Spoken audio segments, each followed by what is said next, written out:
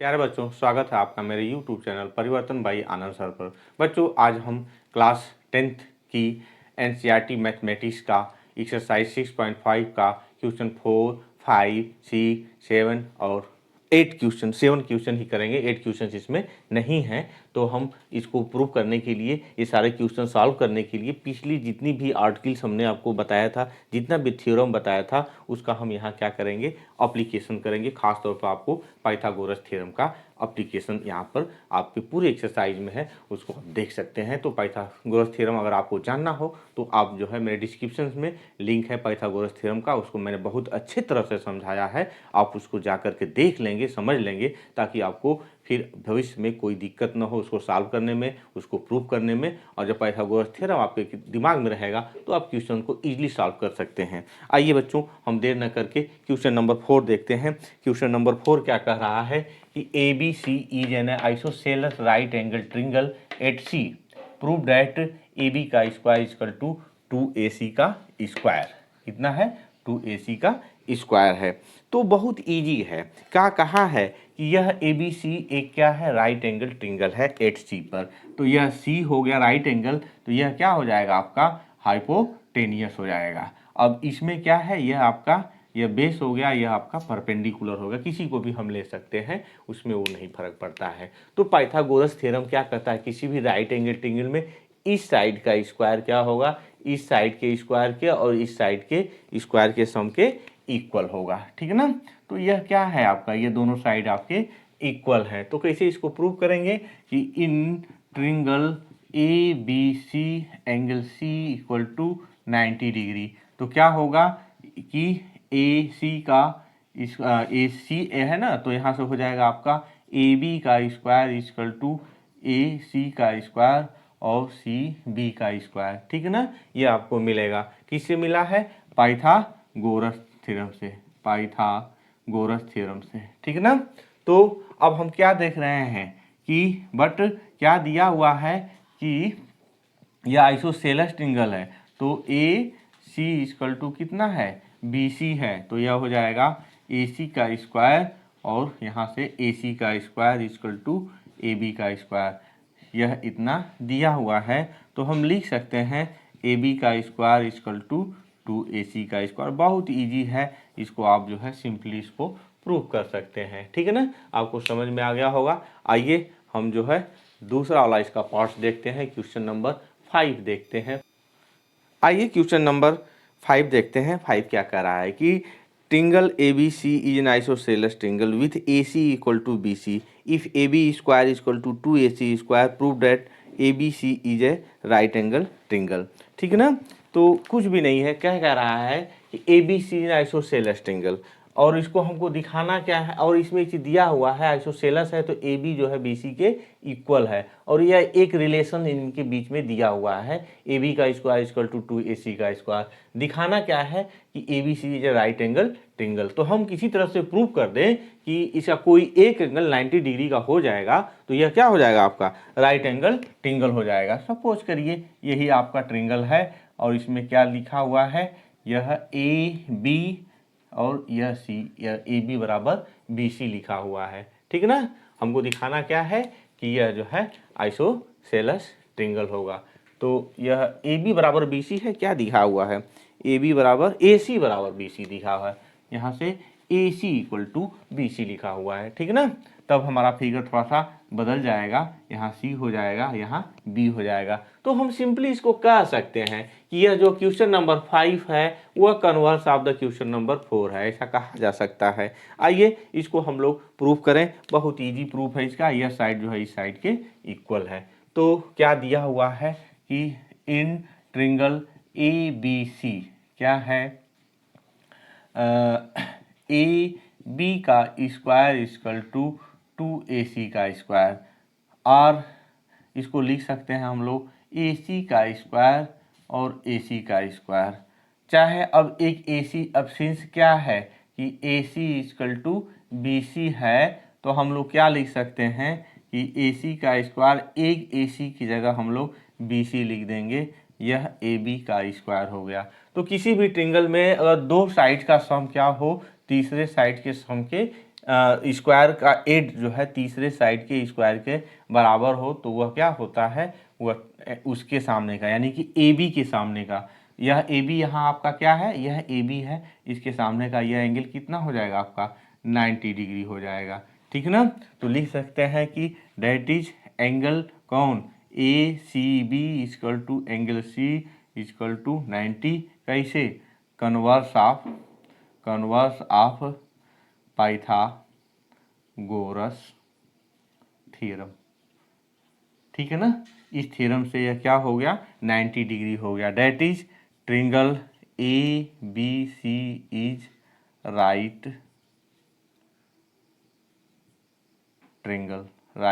Angle triangle. ठीक है, तो यह आपका क्वेश्चन नंबर 5 रहा। आइए क्वेश्चन नंबर 6 देखते हैं। क्वेश्चन नंबर 6 क्या कह रहा है कि a b c is an equilateral triangle of side 2a, find each of its altitudes. तो यहाँ एक चीज़ आप समझ लीजिए कि आप सपोज करिए यह साइड इक्वल है, यह साइड इक्वल है और यह साइड इक्वल है, तो इसके एल्टीट्यूड भी क्या होंगे, किधरों से हम लोग खींचेंगे सारे एल्टीट्यूड इसके इक्वल होंगे। अब देखते हैं, जो सपोज करिए कि हम एक पहला एल्टीट्यूड खींच रहे हैं, इसको डी पॉइंट पर इसको इंटरसेक्ट कर रहा है, काट रहा है इसका एल्टीट्यूड, यानी कि यह कितना हो गया 90 डिग्री है। क्या यह एल्टीट्यूड क्या कर सकता है, हम थोड़ा सा देखते हैं। तो थोड़ा सा देख लीजिए कि in triangle A B d and triangle a c d, ठीक है ना, क्या क्या है आपका, यहाँ से a b equal to a c क्या है, हाइपोटेनियस है। ठीक है ना, क्योंकि यह 90 डिग्री बताया है, एल्टीट्यूड क्या होता है, परपेंडिकुलर होता है। और क्या दिया हुआ है, ए एक चीज में एंगल लिख सकते हैं कि ए और d b will be equal to A d c क्या है 90 डिग्री है, और ए डी इसमें क्या है कॉमन है। ठीक है ना, तो क्या हो जाएगा आपका triangle A B d congruent triangle किसके, आपके ए डी सी, तो क्या हो जाएगा यहाँ से b d will be equal to d c. ठीक है ना, यह दोनों क्या हो गया आपस में इक्वल हो गया, यानी कि क्या होगा, इसको वो बाइसेक्ट करता है तो इसकी वैल्यू ए हो जाएगी और यहाँ से भी ए हो जाएगा। ठीक है ना, इसको हम आर एच एस से प्रूव कर चुके हैं और सी पी सी टी से। ठीक है ना, तो क्या इससे निष्कर्ष निकल रहा है, इसका निष्कर्ष यही निकल रहा है कि एल्टीट्यूड क्या करता है, इसको सेम इक्वल पार्ट्स में यानी कि इसको बाइसेक्ट करता है। ठीक है ना, तो क्या हो गया, in triangle A B D, A B का square equal to A D का स्क्वायर और बी डी का स्क्वायर। हमको ए डी निकालना है, ए बी कितना है 2a का स्क्वायर और ए डी हमको नहीं मालूम है, प्लस बी डी कितना है ए का स्क्वायर। ठीक है ना, तो यहाँ से क्या मिलेगा, ए डी का square equal to 4a square minus a square equal to 3a square, तो ए डी हो जाएगा कितना आपका √3a स्क्वायर, यानी कि √3 इंटू ए हो जाएगा। ठीक है ना, इसी तरह से अदर्स टू, हेंस कितना all altitudes of isosceles equilateral of an equilateral triangle A b c will be √3a। ठीक है ना, तो यह इस तरह से इसकी वैल्यू हम लोग निकाल लेंगे। इस तरह से हमारा यह क्वेश्चन नंबर 6 हो गया। आइए क्वेश्चन नंबर 7 देखते हैं। क्वेश्चन नंबर 7 कह रहा है कि prove that the sum of the square of the side of a rhombus is equal to the sum of the square of its diagonals, यानी कि रोम्बस। पहले आइए रोम्बस के विषय में हम लोग चर्चा करते हैं। रोम्बस क्या होता है, ऐसा पैरेललोग्राम जिसकी चारों साइड्स क्या होती हैं आपस में इक्वल होती हैं। सपोज करिए यही आपका एक रोम्बस है। ठीक है ना, और यह साइड इस साइड के इक्वलेट कर लेते हैं। यह कौन है rhombus, a b c d एक रोम्बस हो गया। अब इसके जो है डायगोनल्स क्या करते हैं, परपेंडिकुलर पर, यह डायगोनल और यह डायगोनल क्या करते हैं, इसको परपेंडिकुलर पर बाइसेक्ट करते हैं। यानी कि क्या बाइसेक्ट करने का मतलब क्या है, यह चीज़ जो है इसके बराबर होगी और यह चीज़ जो होगी इसके बराबर होगी। यह प्रॉपर्टीज है इसकी, किसी भी रोम्बस के डायगोनल्स ईच अदर क्या करते हैं, 90 डिग्री पर एक दूसरे को बाइसेक्ट करते हैं। ठीक है ना, ये चीज़ दिमाग में रख करके हम लोग इसको प्रूव करेंगे। ठीक है ना, इसका प्रूफ बहुत ईजी है, आप इसको लेट कर सकते हैं, देख सकते हैं। Let a b c d be a rhombus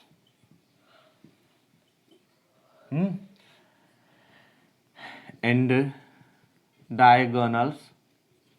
diagonals AC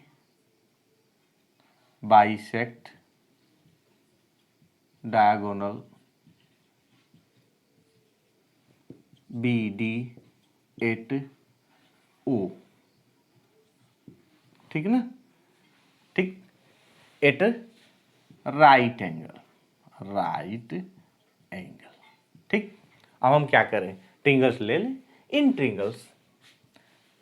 ट्रिंगल्स O A B, ठीक है ना, angle a o b equal to 90 degree. तो क्या हो जाएगा, ए बी का स्क्वायर ओ ए का स्क्वायर और प्लस ओ बी का स्क्वायर।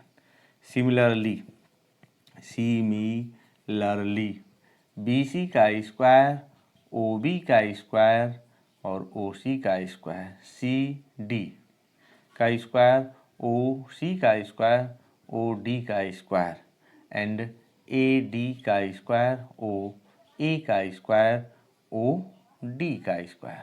सबको हम क्या करते हैं, adding all above, adding all क्या पाएंगे हम, ए बी का स्क्वायर बी सी का स्क्वायर सी डी का स्क्वायर ए डी का स्क्वायर। अब यहाँ से देखते हैं क्या है कि सब दो दो बार आया हुआ है। ठीक है ना, ओ ए कितने बार आया है, 2 ओ ए का स्क्वायर 2 ओ बी का स्क्वायर 2 ओ सी का स्क्वायर और 2 ओ डी का स्क्वायर।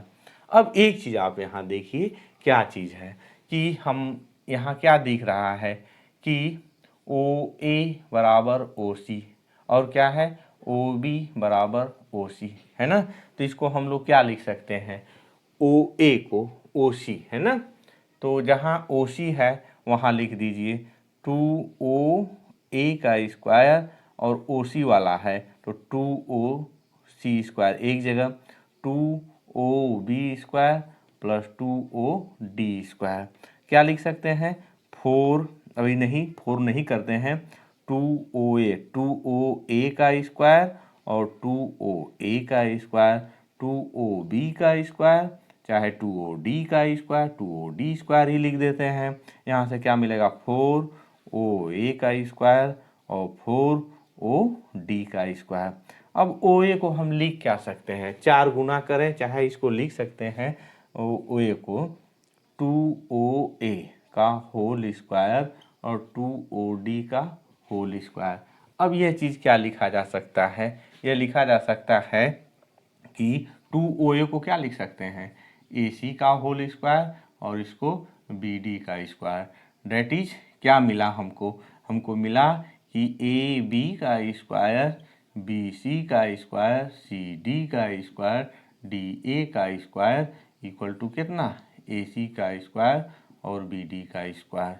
डेट इज हमारा जो है क्या, कि sum of square of side, sum of square of sides of a rhombus is equal to the sum of square of its diagonal। ठीक है, तो यह आपका क्वेश्चन नंबर 7 रहा। आप इसको समझ गए होंगे, आपको अच्छा लगा हो तो प्लीज़ एंड प्लीज़ मेरे चैनल को सब्सक्राइब करें तथा बेल आइकन जरूर दबाएं। धन्यवाद।